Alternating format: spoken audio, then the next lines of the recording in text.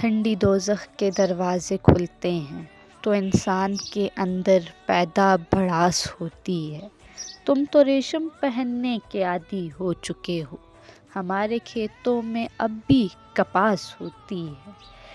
کل ایک بزرگ نے سر پہ ہاتھ رکھ کے کہا، کیا وہ لڑکی اب بھی اداس ہوتی ہے؟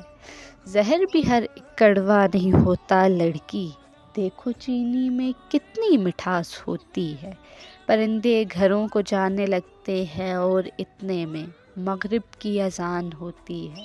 ملا ہماری طرف تو اب بھی شامیں اداس ہوتی ہیں۔ لوگوں کے ہجوم سے جب بھی باہر نکلتی ہوں، دل پکارتا ہے تمہیں، ہمیشہ تنہائی ہی راس ہوتی ہے۔ تمام جذبات کو مس کر چکی ہوں مگر کتب خانے کے پاس دل میں اب بھی محسوس پیاس ہوتی ہے۔ باطل کے اندھیروں سے لڑتی ہی چلی جاتی ہوں، کیونکہ مجھے ہمیشہ حق کی تلاش ہوتی ہے۔ رات بھر جاگنا ایک بڑی حماقت ہے، مگر الوؤ یہ دنیا رات کو ہی تو سوتی ہے۔ بزرگوں کی بات نے مجھے حوالہ نہیں درکار کوئی، ان کی ہر ایک بات کہاوتوں کے ساتھ ہوتی ہے۔